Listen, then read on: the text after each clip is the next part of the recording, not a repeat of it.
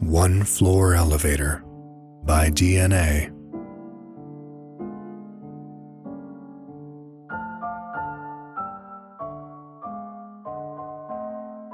There is nothing particularly interesting about the house next door. The elderly couple built the house and just settled in for the next 60 years of their life.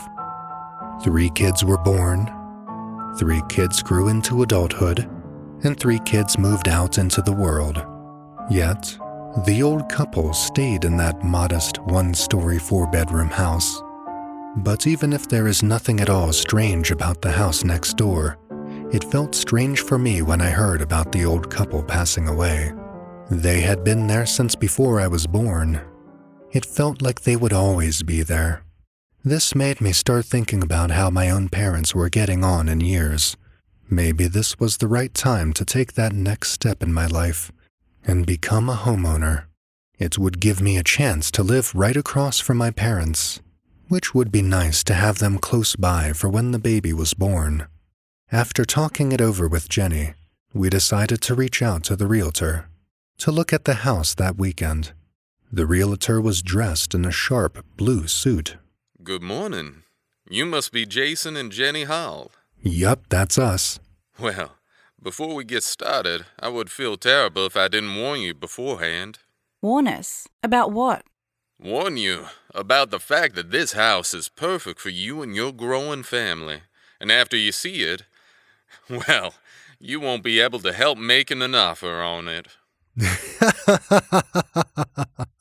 Damn, man, you had me going for a moment. Just lead the way, and if it's as perfect as you think, then I would be happy to make an offer. Oh, we aren't going to just cram ourselves in there. We have to take it slow and really let it sink in. He gestured for us to follow him around to the backyard, where we sat down on the patio. Every house has a story, and if all goes well, your family will be writing the next chapter. This house was built 1947, paid for by good old Uncle Sam to help out a brave soldier that fought the Nazis. And that good man didn't just sit back and leave well enough alone.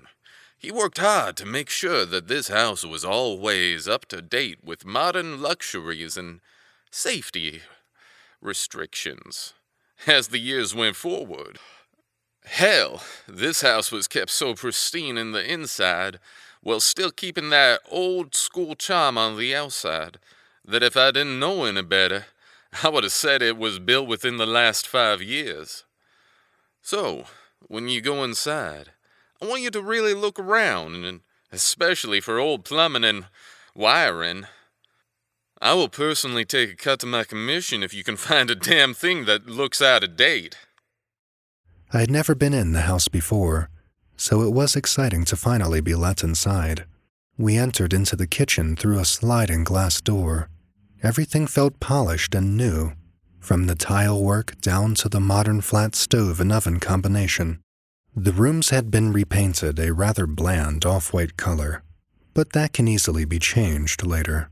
Everything seemed perfect for my growing family. As we went into the living room, my wife gave a gasp of surprise. Is that an elevator? I looked over her shoulder to see 2 metal slides framed into the wall. Oh, you didn't know about the elevator?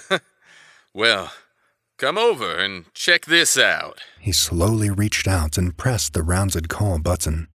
It glowed yellow for a moment, then went back to gray. I found myself holding my breath as I waited. Just kidding. There's no basement or second floor.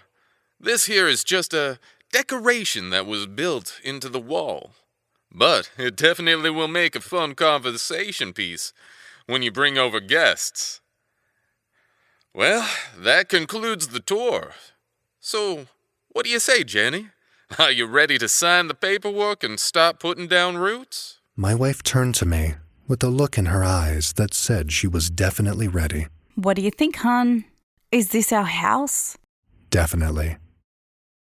The next few weeks flew by in a blur of paperwork and boxes.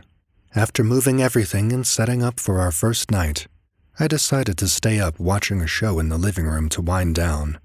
Jenny was due any day now, and we had a doctor's appointment at 11, so she opted to just go to bed. A sound came from behind the couch. I turned around to see the metallic doors sliding open.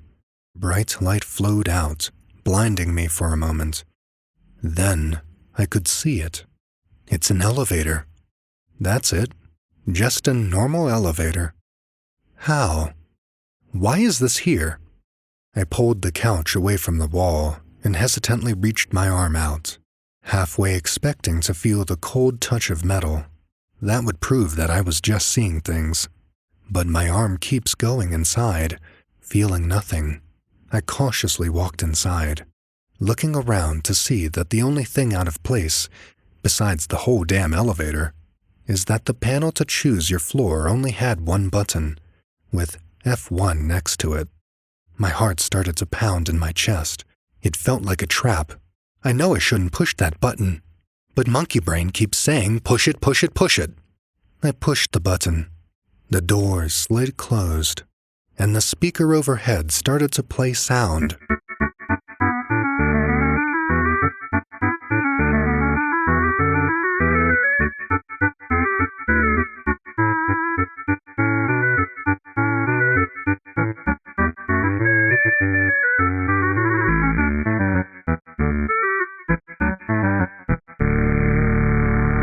Sometimes you feel like a nut. Sometimes you feel like a nut? Sometimes you feel like a nut. Are you a nut? If so, then this next song will be horrifying to you, because up next is a soft rendition of The Nutcracker. The music was pleasantly gentle, and I felt myself becoming more and more relaxed. I lost track of time as I simply let the music drift me away.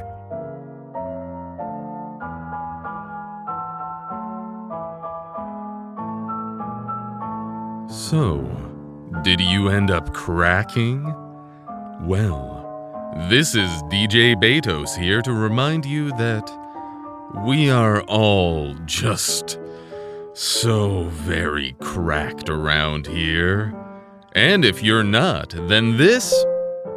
The words were cut off mid-sentence as the doors opened out to a dark room. I squinted my eyes to try and make out what was in the room. It was my living room. I stepped out of the elevator and the doors slid closed behind me. I feel numb. Nothing makes sense. Not knowing what else to do, I headed into my room and laid down next to my wife and wrapped my arms around her slender form, pulling her tightly against me. What's wrong? Nothing, hon. I think I just had a bad dream. Go back to sleep. The next morning, I woke to an empty bed. I could faintly hear a distant sound coming from the living room. I slowly walked through the pale yellow hallway, reminding me that I need to pick up paint to cover up the sickly yellow painted over all the walls. Peeking around the corner, I could see Jenny was in the center of the room, dripping with sweat, as her muscles tensed and strained to hold her position.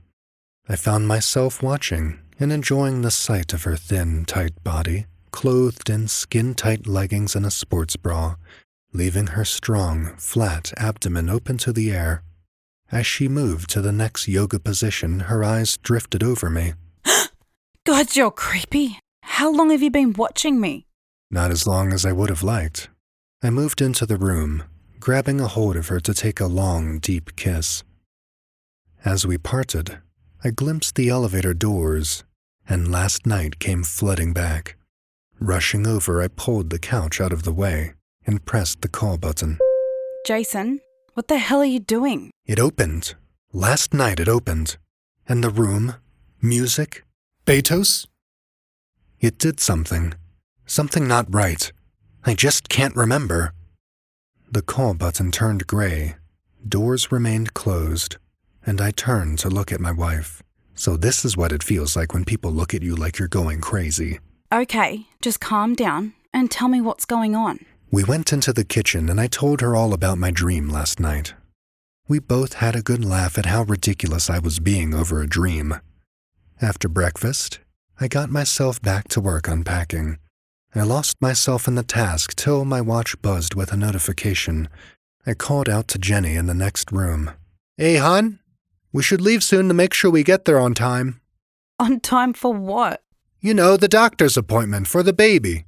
Jason, we talked about this, and I thought we both decided it would be best to wait before trying for a kid. A sense of vertigo hit me as I vaguely recalled us talking about how we should keep working to pay down the house quicker before we start having kids. I'm sorry. I don't know what I'm talking about. The sound shot through me, sending my heart racing. Moving up to the living room, I slowly looked around the corner. The elevator was open, and I could see Jenny was inside of it as the doors closed. I ran up to it, fist slamming against it, then frantically pressing the call button. "Jenny? Jenny!" No one called back to me, and the damn doors stayed closed. I rushed into the back room, tearing into the boxes, searching for tools to break the door down. Running back into the living room, just hoping to get there before it closed, I turned the corner and nearly ran headfirst into Jenny. Wow, where's the fire? "Jenny, are you okay?" I am as okay as I can be with my husband running around like a maniac while I wait for your son to decide to come out.